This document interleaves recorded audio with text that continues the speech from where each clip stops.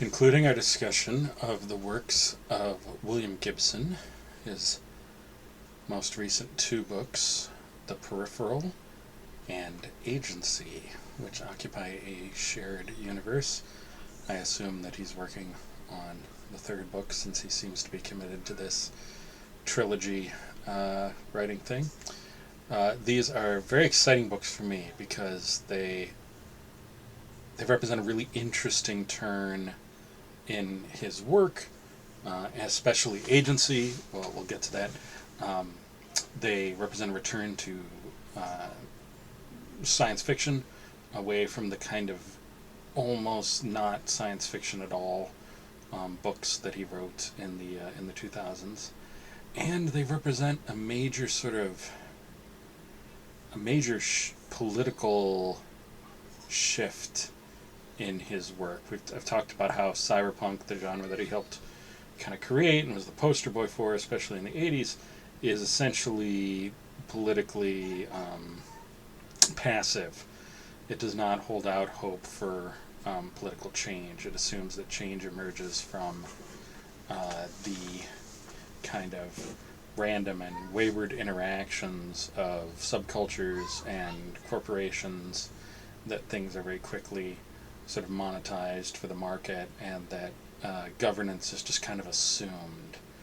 But for the first time in quite a while, government reasserts itself in these books. I will describe them and then we'll get to why that's important. The Peripheral is pretty cool. It is set in two timelines. One is about 100 years from now, around the year 2120, and they have developed technology which allows contact with the past, informational contact. So one of the characters, for example, has like a camera set up, and it's being run by people from the past because it's kind of cool to talk about, and it's cheap. They make it clear that this essentially is a multiple universe story, because when they make contact with the past, they branch out of their own reality, but no one seems to worry too much about this. So for the moment, we'll just call it contact with the past. The other section of the book is set in about the year 2030. It's slightly in the future, where certain trends in our society are advanced to a little further on. And what makes this kind of neat is that Gibson's 22nd century setting is pretty familiar. There are, to readers of his work, there are the kind of the cool security characters, there's the plutocrats, there's the audience identification character, who I think is named Will. He works for celebrities, he's like a PR guy, and he hates his job, and he drinks too much. So he's like, the addict, the person who's like close to being not really alive, and in the course of the book they'll sort of recover a bit and develop more of a reason to raison d'etre, a reason to exist. This world is not great. The impression is that the next 100 years are very, very difficult for humanity as a whole, and Gibson gives it a great term. He calls it the jackpot. The jackpot, where sort of the complicated ecological, public health, political, all the stuff that we read about in the news in our time, and he makes it clear that it is just all the stuff we're thinking about, actually happens and produces massive dislocations and change across the future. The story takes place in London, and it concerns largely Will as this PR guy, these Russian kleptocrats who are the sort of future analogs of the Russian oligarchs who do own property in London, and people take tours of their property and stuff. So Putin's henchmen, and a new character named Ainsley Lowbeer, which is a great name. I'm going to say that again. Ainsley Lowbeer.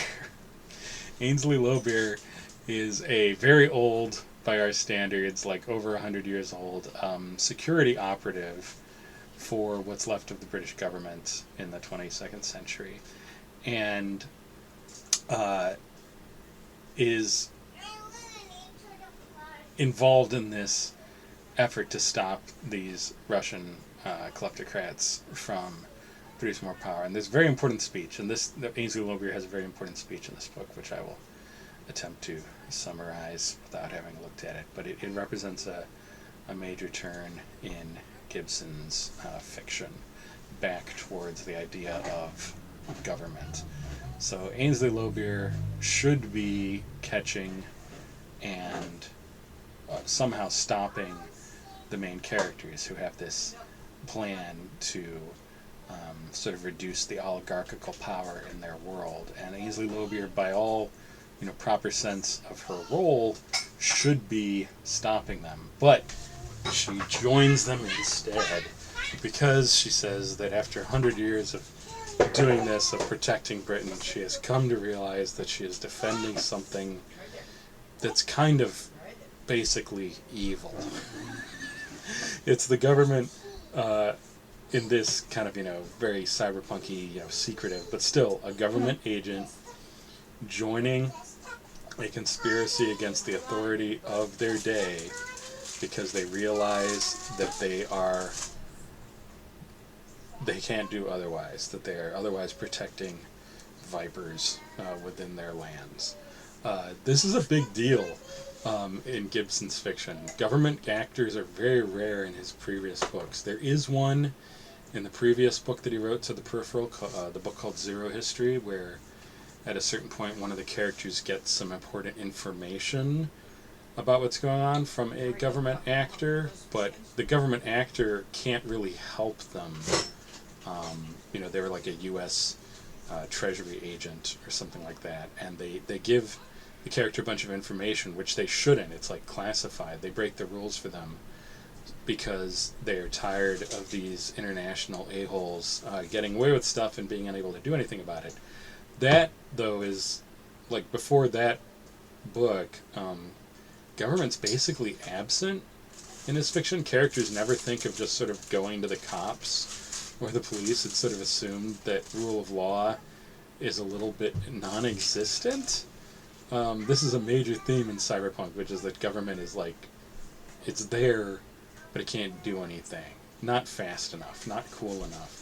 The only people who can act are these giant megacorporations and these sort of underground illicit actors, or people who are sort of living in a kind of a shadowy underworld. And so for Gibson to have even though Ainsley Lobier is a kind of shadowy, government security agent, just for them to take such a strong role in the story and help to resolve things is really unusual. Okay, the other portion of the book is set about 10-15 years in the future, and this part is really compelling to me because it's set in Southern Virginia, where I think Gibson spent some time living when he was a child or a youth, and seems to know pretty well. And it is it's pretty stark. It's a pretty stark and honest portrait of a generally poor area of the United States now and in the future. The opioid crisis has gotten so bad that it has kind of undermined law enforcement in this area, and the veterans, because one of the few things to do from this area is to join the army, and then some people come back, are just picking up odd jobs doing security for people in the future through their computer network. The main character here is the sister of one of these veterans who has come back, and she gets a job working for these people in the future, and they gradually unravel the nature of the link between their time and the 22nd century time where Will and Ainsley Lobier exist. With Will and Ainsley Lobier's help, they manage to resolve some of the problems in their area, in their time, and to acquire some influence, because with their knowledge of future events and with their access to sort of future information technology, they're able to gather some influence and some ideas about what to do to prevent their time from turning into Ainsley Lobier's time. this to me, for a Gibson book, is like reasonably upbeat. He's not a very upbeat author politically or for a sense of the future. Usually characters survive and evil plots are confounded, but without creating any lasting change. Though every now and then there is some suggestion that a big sort of technological tidal wave has hit and will create as yet unknown repercussions. But this is more direct, and it's more on a large scale. By the end of the book, the main character, whose name I'm afraid I forget, but the sister of the veteran, who's the audience identification character, and who's a pretty good person, who's been like working hard to help pay her mother's pharmaceutical bills, is in a position to like have private meetings with the President of the United States, because with their advantage in knowing what's going to happen, they're able to really gather huge influence and to use that to craft better policy. The picture of political corruption in the U.S. is pretty strong here, and the suggestion that it would take, more or less a miracle to get out of it, like a miraculous knowledge of the future in order to get around all of the lobbyists and the ingrained political corruption. I mean, that's pretty bleak, but the point is they do it. They are actually able to do it, and the suggestion is that they now have a better future, like for the whole world. Perhaps the jackpot will not happen, or it will be less destructive than it was to Ainsley Lobier's society. Okay, so that's the Peripheral. Excuse me. It's a really fun return to full-on science fiction with multiple realities and these cross time effects, and yet it's also really strongly rooted in our fears of what was happening to the U.S. in the 2010s.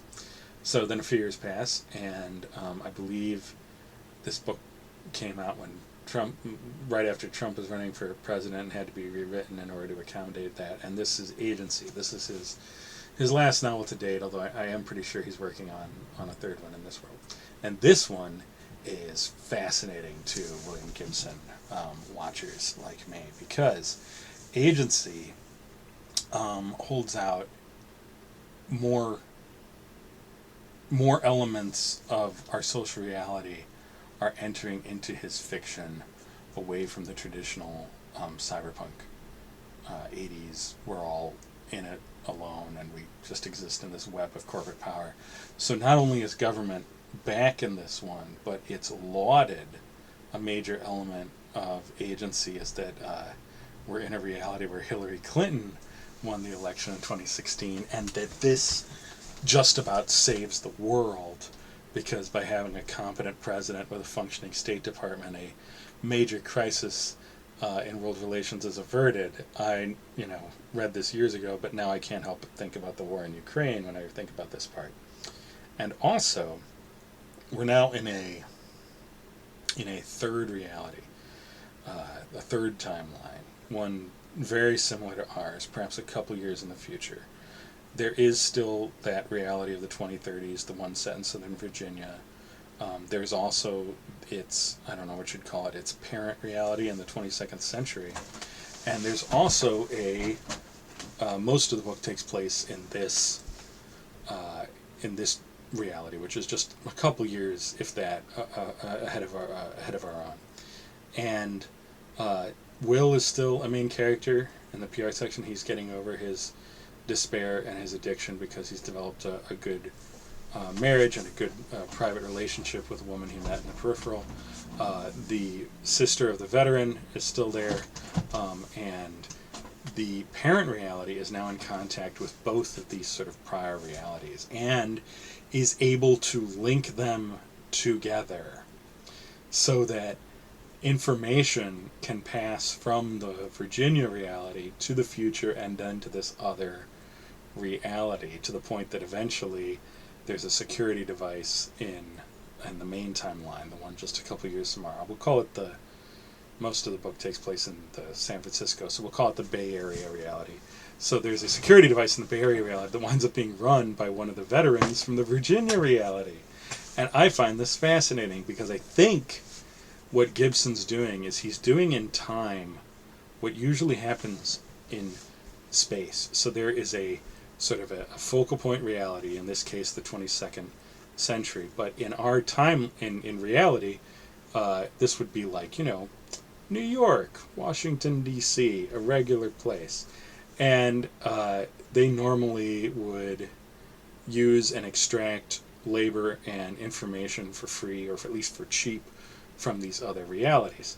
But in the peripheral, the game shifted, and some decent people got hold of this connection and are now using it to make benevolent changes. And one thing that they're using it for is to put these older, poorer realities in contact with each other. I think this is the fictional equivalent of saying one way that people can get out of an oppressive relationship, an imperial relationship, which, in this science fiction novel takes place across time, but in reality takes place across spaces. They can work together. The 2030 reality set in Virginia and the 2020 reality set in the Bay can work together to craft a better future because they're linked by the decent people now, Ainsley Lobier's group in the 22nd century.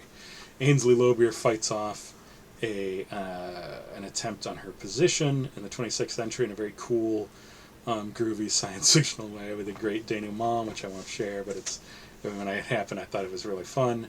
The Virginia reality is a little bit on the back burner. We're mostly in this Bay Area reality, which is closest to our time, which is clearly like our time if Hillary Clinton had won the 2016 election.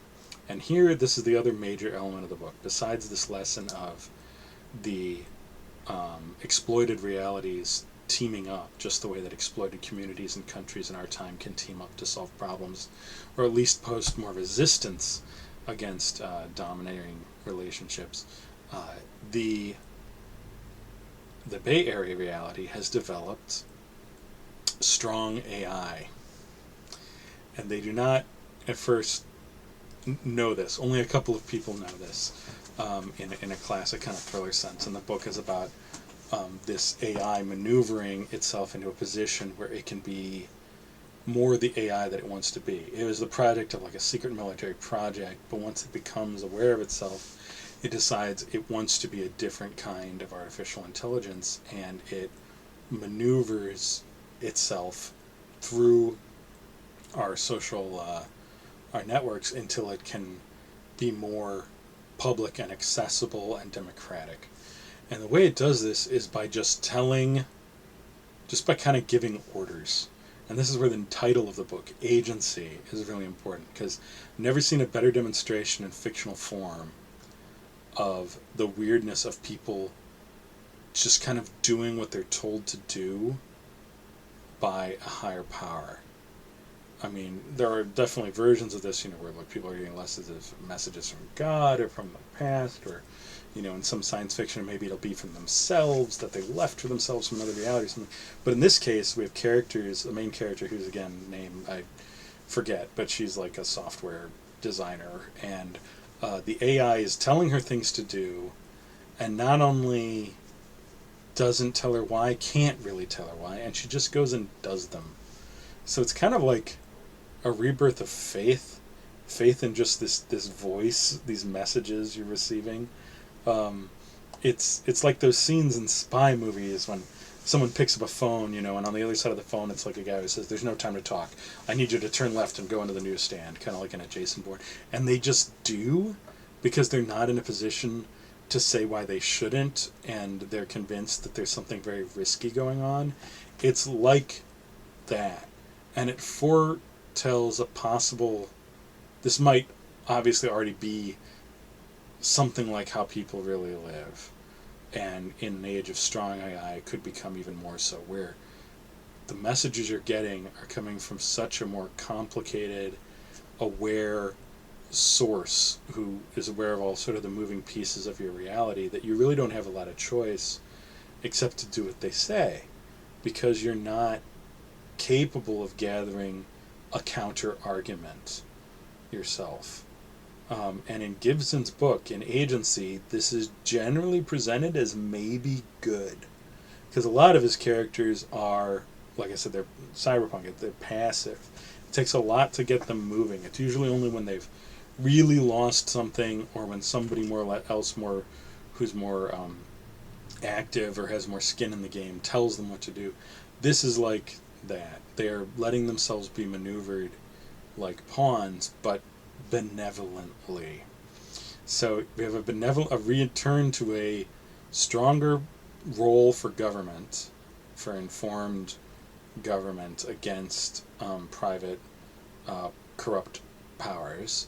And we also have this coming vision of a rebirth of faith, not in God per se, but in something that directs you beyond your own private pleasures or your own sense of what you should be doing, which is what a lot of his characters seem to lack, is a sense of, what do I do now? And so they're easily glommed onto and given jobs to do, which they do because they don't have any other strong idea.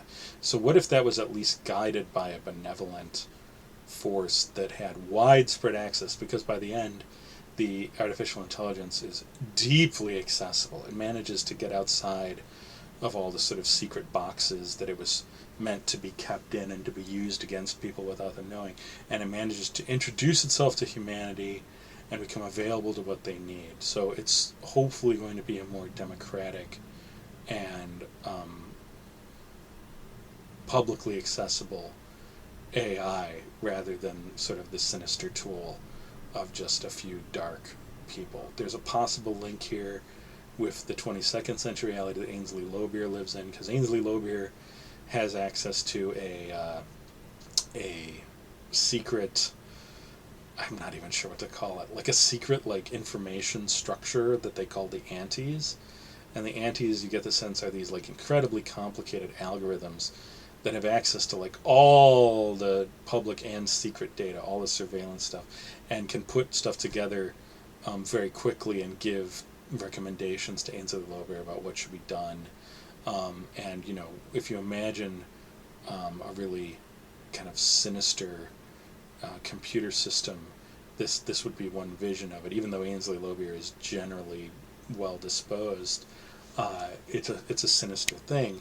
And so perhaps this AI in Ainsley Lobeer's reality never went public and stayed the private tool of, like, you know, security agencies and powerful individual actors, and were able to use it against the public, and so create the mostly corrupt society that Ainsley Lobeer is now fighting against. So perhaps by avoiding that in the Bay Area reality, perhaps by getting the AI more openly available to people, it winds up being a more benevolent tool that, you know, spreads the possibility of the power of artificial intelligence more broadly, so that more people can share in its benefits. I think that's roughly what we're looking at. So it's very exciting, even though these books, Peripheral and Agency, they bear all the hallmarks of William Gibson novels, and they have all the structure, but the tone is so different, especially in Agency. It's just coming out more open to possibilities, less beaten down, less cool, less passive, less resigned than his cyberpunk visions of old. It's more active. There's more a sense that things can be different, and that not just can you frustrate the occasional scheme of the bad guys, but maybe we could even shake them off of their pillars. So I'm really looking forward to the third one. I hope that it continues the arc he's on, because it makes for fascinating reading. It still has all the standard William Gibson virtues and pleasures, and it's been a few years, so please, Mr. Gibson, let's get cracking.